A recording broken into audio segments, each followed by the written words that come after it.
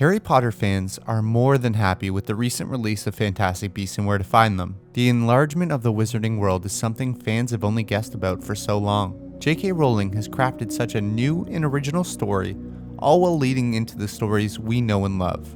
There are a ton of new things in Fantastic Beasts, but you'd be surprised to find out that one of the biggest plot points in the movie, the explanation of an obscurial and the realization of Credence being an obscurial, is something we've heard from J.K. Rowling in the past. Now, obscurials is something new to moviegoers who haven't read J.K. Rowling's masterpieces, but for book lovers out there, we've come across this explanation once before. Now, in the backstory of Dumbledore, we hear about his family and his younger sister, specifically Ariana. You know what to do.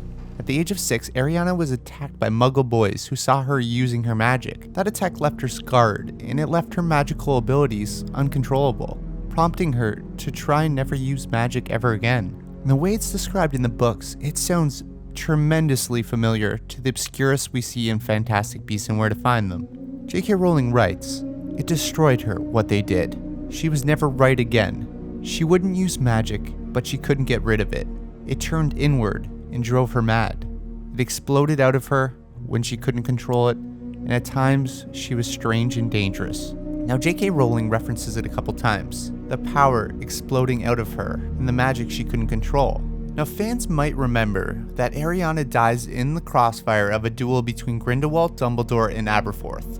Although I'm sure that they'll touch on this interaction in the future movies, listen to the dialogue that Grindelwald gave right before Ariana's death.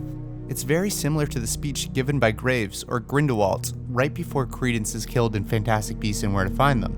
Grindelwald says, "Ariana won't have to be hidden once they changed the world and led the wizards out of hiding and taught the Muggles their place in the world." There must be a reason. I wonder when he went looking for Credence in the first place, it was because of Ariana and seeing how much power was inside her. I think this obscurial reference is a deep seed planted way back in the original books, and it's only being fully explored now. And if you don't think this theory is true, and you don't think that JK is the mastermind of these small details, I'll give you one last little snippet that might change your mind. If you look at the first print of Fantastic Beasts and Where to Find Them, you'll see that the book is printed not only by Scholastic Books, but by Obscurus Books in Diagon Alley.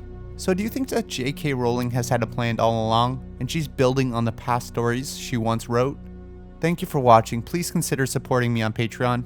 Thanks once again to Adam Grape, my favorite fan. Your support is always appreciated. And please check out my last video essay where I discussed that the Elder Wand didn't actually belong to Dumbledore. Thanks for watching. Please subscribe, and I'll see you in the next video.